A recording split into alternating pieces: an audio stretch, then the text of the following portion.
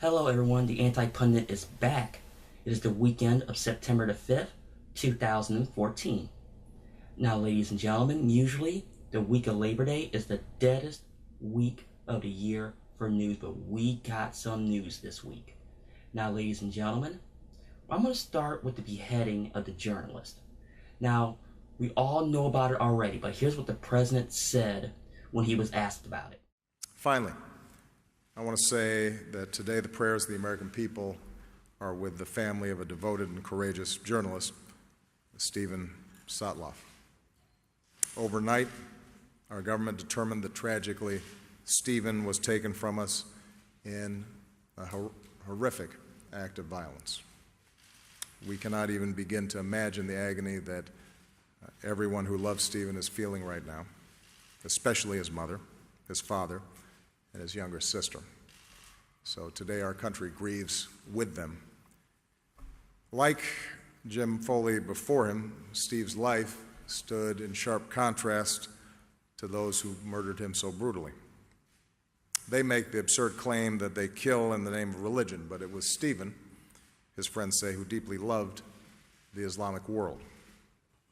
His killers try to claim that they defend the oppressed, but it was Stephen who traveled across the Middle East, risking his life to tell the story of Muslim men and women demanding justice and dignity. Whatever these murderers think they'll achieve by killing innocent Americans like Stephen, they have already failed. They failed because, like people around the world, Americans are repulsed by their barbarism. We will not be intimidated. Their horrific acts only unite us as a country and stiffen our resolve to take the fight against these terrorists. And those who make the mistake of harming Americans will learn that we will not forget and that our reach is long and that justice will be served. Now, ladies and gentlemen, I brought that video up first only because I'm going to quote what John McCain said on CBS Face the Nation. Now, he went on there being a warmonger, and he said, and I quote, "The president is either in denial or overwhelmed." Now look, what do you expect a man to do? Go in there and start a war? I mean, that makes absolutely no sense. I mean, he's probably going to get help from NATO, and it's going to be a slow-moving progress. And we all know that. Just don't jump in there. Just you go back and say, why did you jump in there? I mean, that's what Congress has been doing, at least on the conservative side. Now, the progressives aren't that much better. Now, speaking of Congress, now you probably noticed that they're not even in session right now. So, out of sheer boredom here in the last week or so, I'm looking around for videos, and I found this video from a parliament. So let's take a look. Given the circumstances, members of the Ukraine parliament decided that having summer vacations would not be appropriate. Therefore, the Verkhovna Rada has officially opened its fifth session, having closed the fourth one on the very same day. The speaker referred to the past session as a productive one, stating that almost 2,000 laws have been passed, a government has been appointed, and the 2005 edition of the Constitution has been successfully restated. Well, the parliamentary elections is what's on everyone's mind in the Verkhovna Rada, but until then there is a month of lawmaking still to look forward to. Guests, officials and MPs gather for the solemn closing of the fourth parliamentary session and the opening of the fifth one. In the extremely difficult political and legal, social and economic situation, the parliament took the responsibility for the state of affairs in the country, formed the government, and passed a number of vital legal acts ensuring the defensive capability and normal function of the country. After a moment of silence for those perished near Ilovaisk, a number of MPs suggest declaring martial law or at least a state of emergency. A military operation with the regular units of the Russian Federation has been openly launched against the sovereign state of Ukraine. What is of the most importance for us right now? It is saving the lives of people, the Ukrainians. That's our top priority. Today, Russia declared war on Ukraine. Today, due to aggressive, brutal and absolutely legitimate actions of Russia, blood of Ukrainian civilians is being shed. Olena Bondarenko, the infamous Party of Regions MP, decided to add some controversy to the proceedings. The government that sends army to bomb peaceful towns is the criminal one. The Ukrainian army is defending Ukraine, and it is defending you as well. You should be on your knees before the Ukrainian army. The main item on the day's schedule is the changes of the electoral law, but first People's Deputies cancelled the VAT on military import and passed in the first reading the draft law on allocating transport for evacuating civilian population from the east of the country. But as soon as it got to the new electoral law, the work stalled. From a legal standpoint, it's possible to cancel the president's decree on the dismissal of the Verkhovna Rada, pass the necessary law, and then pass a new law shortening the term of the campaign.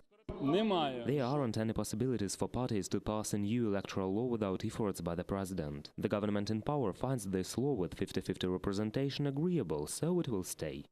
Thus, passing the amendments to the electoral law is not impossible. When there's a will, there's a way, and therein lies the problem. MPs, however, managed to approve the resignation of Pavel Sheremeta, the Minister of Economy. As for the next meeting taking place this Thursday, parliamentarians decided to make it a closed one. Denis Prochniak, Oksana Shupek, Igor Plionkin, UTR News. Ladies and gentlemen, that's Ukraine. Much chaos is going on over there. They shut it down and restarted it. We started it within a matter of minutes. Now that's something I like. They're actually out there trying to get stuff done, and there's nothing wrong with that.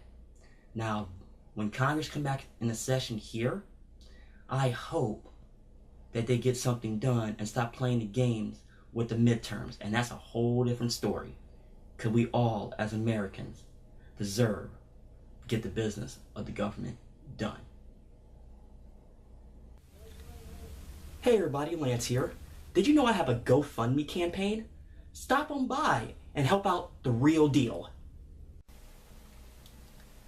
You know, ladies and gentlemen, in this week's social commentary, I want to talk about something, and that's this ALS bucket challenge. Now, I'm not talking about if I'm going to do it or people doing it. Something happened in Bay Village, Ohio during the week. Now, ladies and gentlemen, there was an autistic child that got baited into doing it, and something really bad happened. Now, I am not going to show that video, but I'm going to provide the links below. Now, let me tell you something, folks. I have friends with autistic children, and it's just so hard for me to talk about this particular subject, especially in what happened this week. And I hope whoever did this gets prosecuted to the fullest extent of the law. Period. The end. And they better disclose some names. Don't play the minor crap with me, because this needs to be brought wide out in the open. And I know they're trying, and they're going to get it done. And they better get it done, because I want to see justice done. Hey everybody, Lance here. Did you know I have a GoFundMe campaign? Stop on by and help out the real deal. Well, ladies and gentlemen, it's a short show this week. We're going to the last segment. Now, in case you haven't noticed this week, there was some protest that might have happened in a town near you. It might not have happened. The fast food workers were out on strike again for wages. Now, I'm going to show you this video. This happened up in Minnesota, and here's what happened. Now, I'm not going to sit here and state that $15 an hour should be the wage, because it shouldn't. Now, the actual minimum wage should be somewhere right around $10 like the president said. With that being said, $15 an hour is nuts. And understand something, folks. Most fast food chains are franchise-owned, not chain-owned.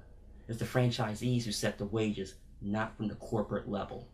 And some of these McDonald's franchises, I know for a fact, couldn't pay $15 an hour. And some could. It all depends on where you live and how busy they are. So this is going to get sorted out.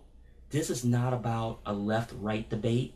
This is about a morality debate. And we're going to see, and I'll continue to talk about this as the news arrives. Now, ladies and gentlemen, there's some news and notes today. Now, I'm trying some different things. As you already know, I already got the new equipment, and that's going well so far. You know, the setup is not totally where I want it as of yet. And the next upcoming weeks and months, I'll be adding some little things that you'll notice, and I'll talk about that, and I'll always keep you in the loop. Now, ladies and gentlemen, that's it for this short show this week. I thank you for watching, and be careful, and remember, fear the root.